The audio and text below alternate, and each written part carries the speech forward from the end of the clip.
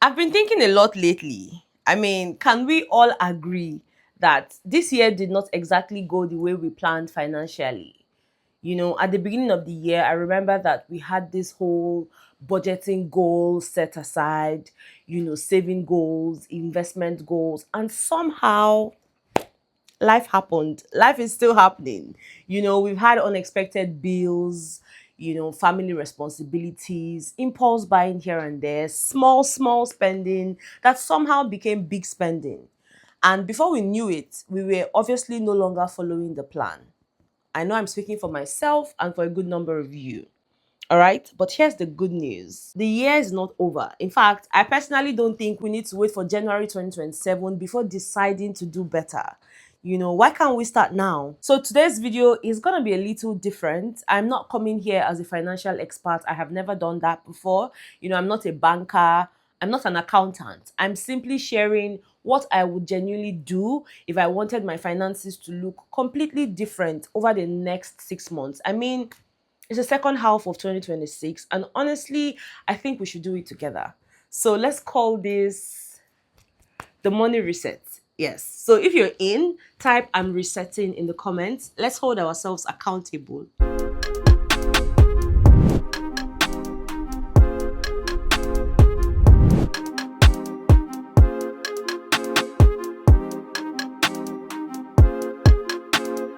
Ryan Little. Now, the first thing I'm doing if I want to, reset my finances in the second half is to pay myself first. Pay myself before I pay anybody else, right? Now, don't misunderstand me. I'm not saying don't pay your rent, please.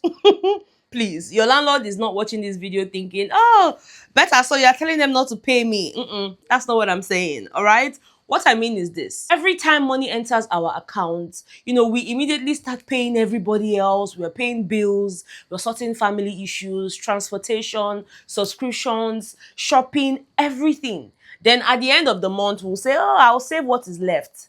Now, can I ask you something? What is usually left? Nothing. Exactly. So that's why I'm changing the order, right? Immediately salary enters, or any form of payment enters, I'm removing something for future me, future better.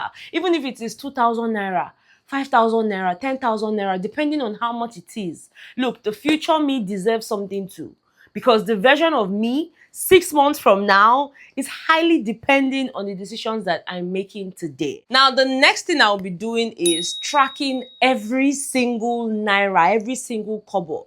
And I know people don't like to hear this because, I mean, it sounds very stressful. But trust me, for 1 month, just 1 month, let's write down every single thing that we spend our money on. Everything. And when I say everything, I mean literally everything. That gala, that bottle of Coke, that boat ride, that, oh, it's just 500. Write it down. And you don't even need any expensive budgeting app. Just buy a cheap notebook, 200, 300, that's all. Because sometimes we genuinely think that, we know where our money is going until we actually see it written down. I'm a millennial, okay, so I'm very big on writing, and you'll be shocked. Trust me, you'll start noticing the patterns. You'll be like, when I'm bored, I spend money. Every Friday, I somehow become very generous. I'm dashing people 2K a year, 1K a year. Look, awareness changes everything. And we need to actually consider doing it together. Look, I have my notepad here. And, because it's the beginning of July, I think it will be a perfect time to do this. I'm not asking you to now alter the things that you would do on a normal day. I'm saying live your life the way you would always live it. But this time, take note of every single thing. My July expense sheet tracker. July 1st, I have written everything. And am I ashamed? Yes, because I'm seeing some things here that, I shouldn't even have bought with my money. But again, that's the whole point.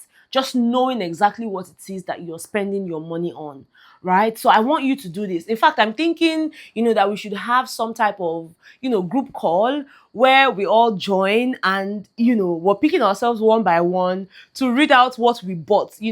For example, July 1st.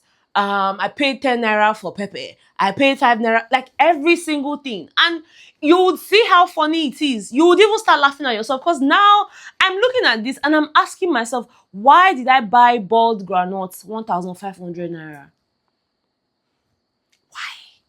But that's the whole point, and if you're game, let me know in the comments. I really think I want us to do this thing where, we all come together as a community and just pick one person each and say, okay, you know what, tell us what you did with your money on the 2nd of July. You tell us what you did with your money on the 3rd of July. And you guys, you would see how aware we would become. Just let me know if that's something you're open to, okay? Now, the next point would be to stop asking, can I afford this? And start asking, was this in my plan? Now, this one is going to change our mindset, okay? Because before buying anything, I used to ask myself, can I afford it? But that's the wrong question, because sometimes you can actually afford it.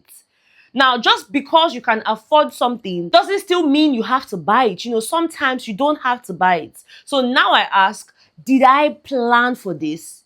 If the answer is no, then it can wait. Simple. I know it's hard, but it's doable. And again, a budget is not there to punish you.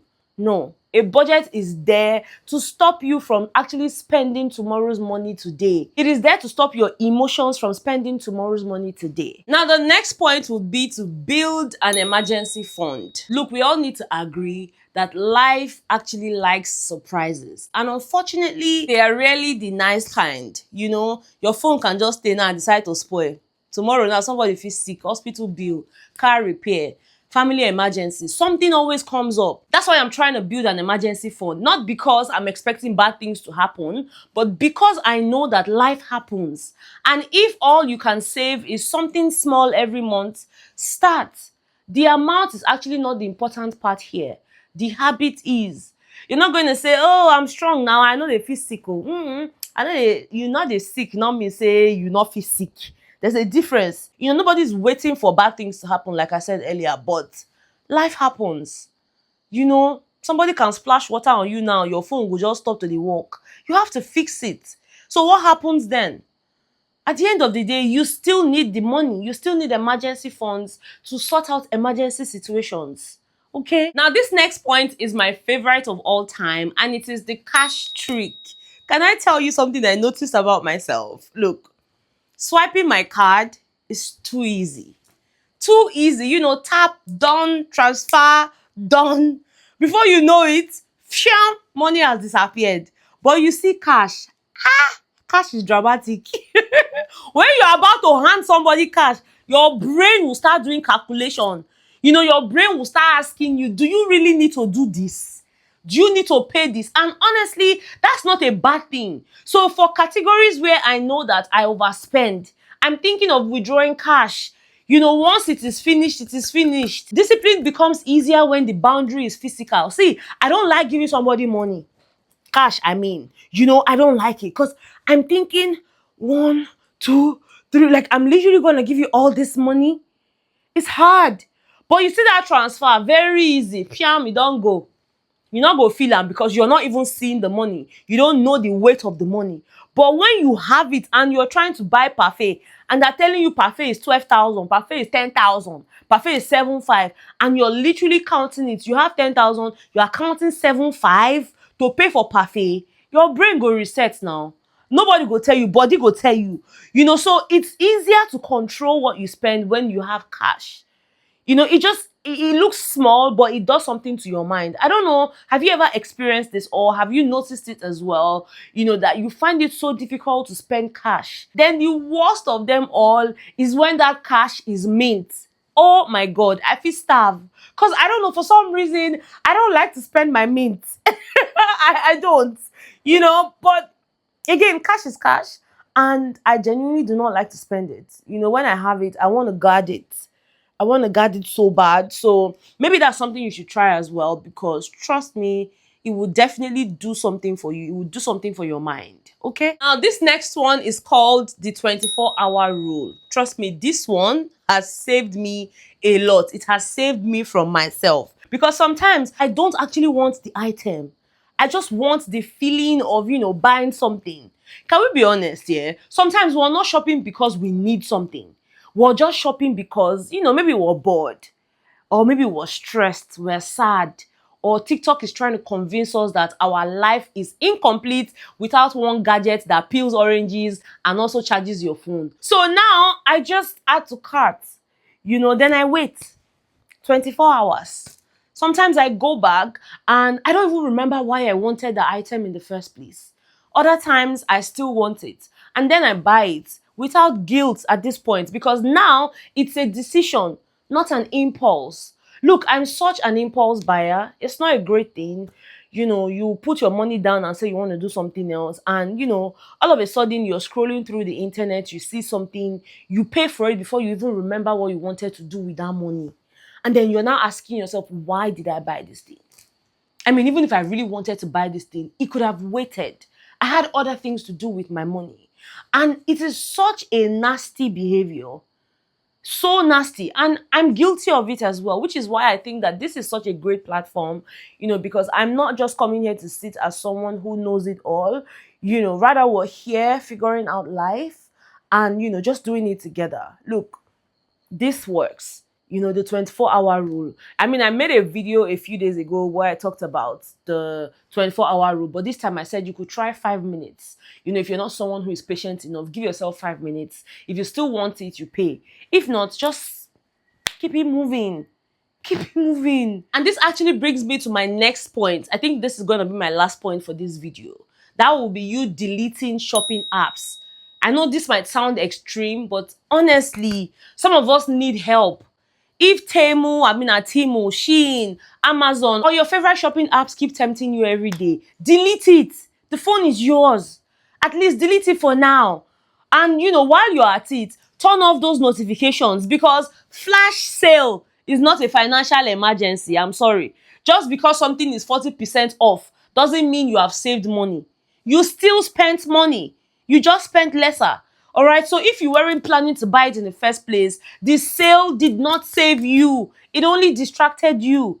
If you had 15 naira before and you bought something on sale for 30 naira, you have just 20 naira left. You don't have 15 naira anymore. So sales doesn't necessarily mean you have to buy it. You don't. Now, if you made it this far, thank you. And I really hope that you will join me because this is not about becoming miserable, all right? It's not about cutting out every little joy. It's more about being intentional, right? We're not trying to look rich. Again, we're trying to actually become financially comfortable. And those are two different things. All right. Next week in part 2, like I said, we're going to break this down in 2 parts. So in part 2, we'll talk about the lifestyle changes that I am making. Things like housing, cooking more at home, buying thrift, enjoying life without spending a fortune, and more. I actually think that this conversation is going to challenge all of us, including me. All right. Now, before you go, please tell me in the comments, which of these habits are you starting today? Yes, let me know. I would really love to hear your answers. I would love to read them in the comments. And if you're feeling stuck, and you need someone to help you think through your, next steps, whether it's your business, your side hustle, content, or, simply just getting clarity, I do offer a one-on-one strategy session. So all you need to do is to send me an email. It will be on the screen right now, and it will also be in the description as well. So do send me an email and we can take it up from there. Okay? Thank you so much for watching. And yes, I'll see you in part 2 of the Money Reset series. Remember, we're not chasing the appearance of wealth, all right? We're building the habit of it. I'll see you in the next episode. Okay? Bye.